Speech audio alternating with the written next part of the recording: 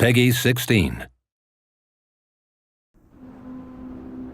Hello, I'm Adam Hitaney. I'm the head of game design at Deck 13 Interactive, and I would like to welcome you to our demo of The Surge.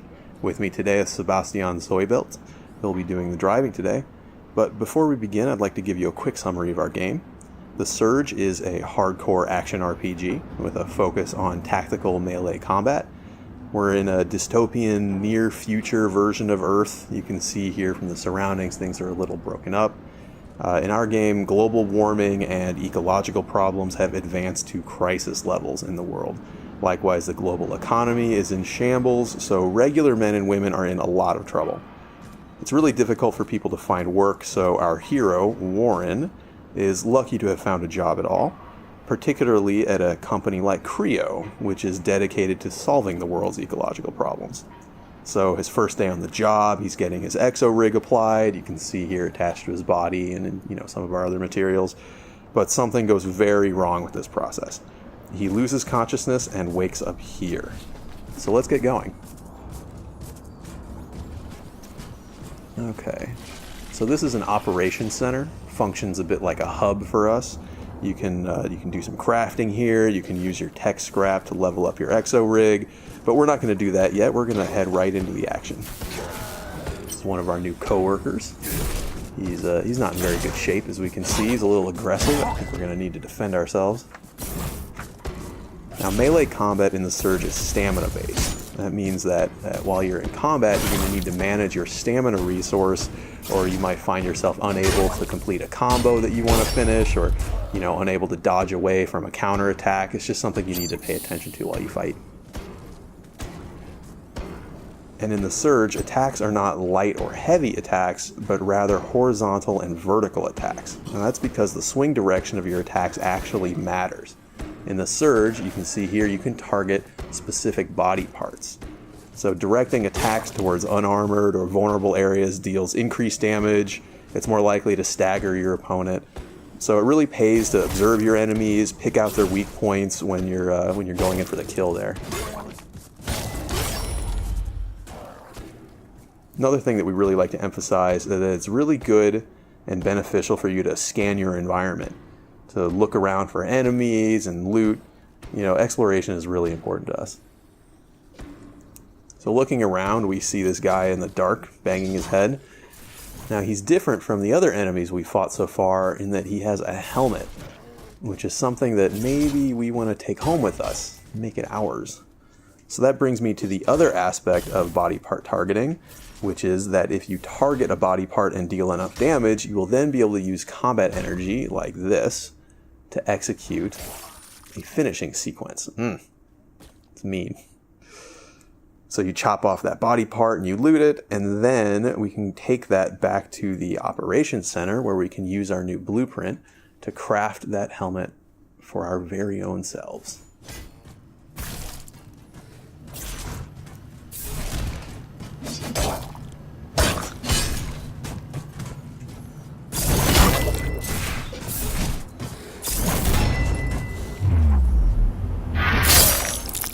That's not very nice. So moving further into the area here, you can see that we don't have just humanoid enemies. We also have a variety of robotic enemies. Many of these will also have limbs that can be chopped off. This could give you various rewards, new implants, new weapons, things like that. But these disassembly drones are more simple. They don't have different body parts. They're just trying to chop you up. But we're not going to let them do that. And what is this? You see something in the rocket shell over here. Okay, this is also a new blueprint. So when we return to operations, we'll be able to craft the security staff as well. Looks like we're not able to go through that door yet, but there is an overcharge station nearby. So overcharging allows you to channel the core power of your exo rig to overload some circuits. Sometimes that'll open doors, sometimes that will add power to places that had no power. And sometimes it will allow you to be jumped by a giant robot dog. You can see here the robot dog is a little bit of a mini boss for the purposes of this demo.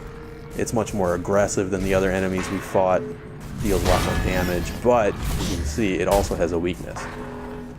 If we punch it right in its robot eye when it's leaping at us, we can actually interrupt it and then score a follow-up attack of our own.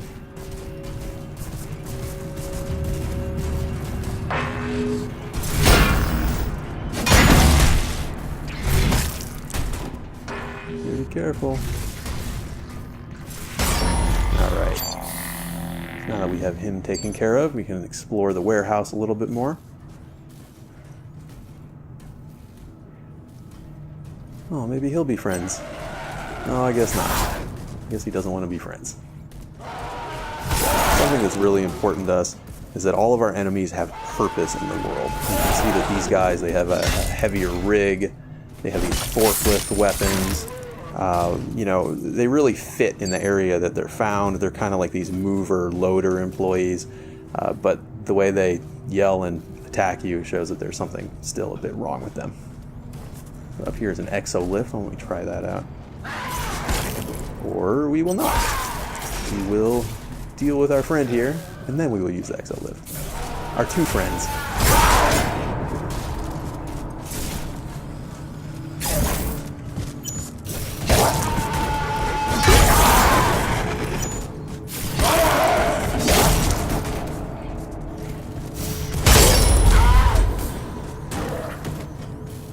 Alright, well done.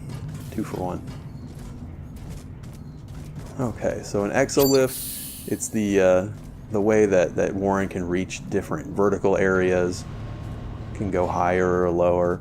It functions very much like a ladder, but we think it's cooler. Now here's another overcharge station. The difference is that this one is higher level. Now, like I mentioned before, exploration is a major element of the game for us, and you'll have a lot of reasons to explore the world of the Surge. We see our levels as being pretty Metroidvanian in nature. They're really interconnected, and you'll find a lot of areas that you're not able to access until later in the game, until you have more power or different capabilities. So when you find something that you're not able to open yet, it's really a good reason to backtrack later to fully explore. A lot of times you'll find other encounters or rare loot. But now that we've turned on the power to the warehouse here, we're able to go through this door that we just opened, which seems to open up a shortcut back to the operations. So that's a pretty good opportunity for us to craft some new gear with all these blueprints that we've gathered.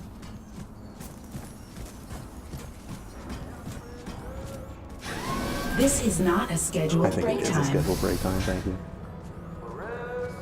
So up ahead here is a med bay. This is what allows you to use your tech scrap to power up your exo rig. It heals you, of course. And then here we have a crafting station, so let's use that. Okay, so we see the blueprints that we've acquired so far. We see the helmet, we see the staff. Let's go ahead and make these things. Make a staff, make the loader weapons.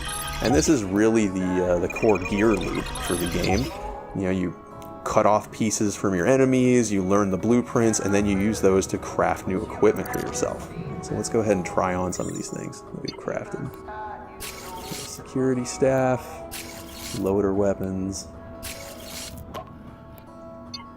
sweet new helmet that we got before, and we also have this armor piece. Now, this particular piece of chest armor will illuminate in the darkness. It casts these bright lights. It helps you to see, helps you to find enemies and find loot. You know, other armors will, do things like protect you from environmental hazards. So it's really important for you to experiment with different pieces of equipment, see what sort of special effects they give so that you know how to approach all the challenges of the world in the most effective way. So like I said, we can use tech scrap at the med bay to level up our core power. Looks like right now, yeah, we don't have enough to get a full level up yet, but that's okay because now we've banked that tech scrap so we don't lose it when we die. And then we also have the implants, which I mentioned before. So implants can have passive benefits. They can also be active injectables like Sebastian has been using to recover his health when he's low. But all implants use different amounts of core power. So as you play the game, you really have to sort of balance the core power requirements and your total core power against the your personal gameplay style and the sort of effects that you think are most important. All right, so why don't we head out and try some of these new toys that we've made? Be careful out there. Okay, so this is the way we like to do cutscenes in the Surge. We don't like to take control of your camera, you know, we make the cutscenes all part of the world. What that means is that whether you watch them or not, they're always just going to occur around you, and whether you pay attention or not, it's really up to you. Sometimes we'll offer a context camera so you can have a more cinematic view, but it's never required. It's always your choice. And all of our different weapons, they have different move sets, different feels altogether, different finishing sequences. Pretty brutal. So as you get new weapons in the Surge, you'll really want to test them out, see which one feels the best to you, which one is most effective in your own hands. It's really your choice.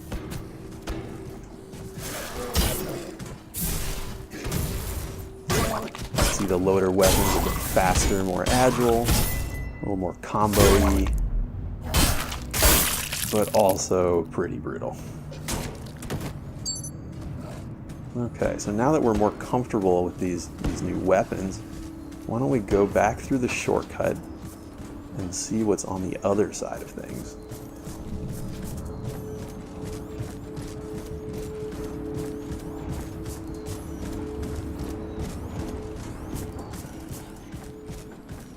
This is pretty dangerous.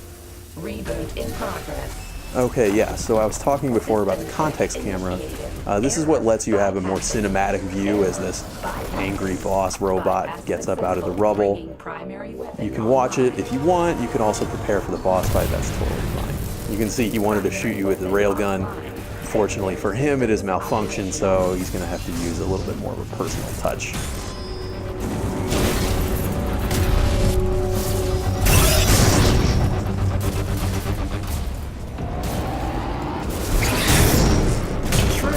XBOXOne is assuming that we're not actually dealing damage to the boss's real health, but we are increasing the threat analysis meter. So I guess we should figure out what happens when the threat analysis is full.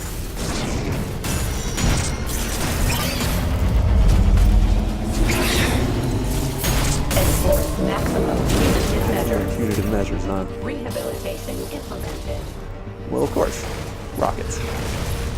Not very nice. That's what I do when I feel most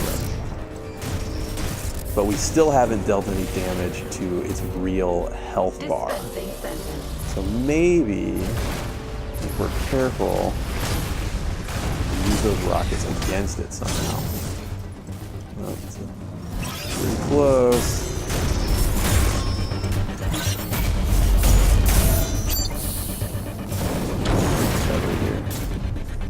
Rehabilitation implemented. Okay, there we go. So now we force it to be hit by its own rockets. We're able to target its armor piece, knock it off, and then give it a good solid punch right in its robot brain, which has dealt some real damage. Now let's see if we can repeat this process from victory. Now, one thing to note is that you know, this is one way to defeat the boss, but it's certainly not the only way to defeat the boss. And this easier method does not allow you to receive the most powerful loot. So if you want the best things off the bosses, then you know what, to fight them fair. Show honor. Not really. It's not really a game about honor. Threat analysis is almost full again. Let's see what happens. Enforce maximum punitive measures. Dispensing sentence. Okay, yeah. Reboot initiated. Down. Let's see if we can get at its other armor piece. Okay. Very nice. Boss defeated. Well done. So that's the Surge. Scheduled for release in 2017 on next-gen consoles and PC. Once again, I'm Adam Hatani for Deck 13 Interactive. Thanks for watching.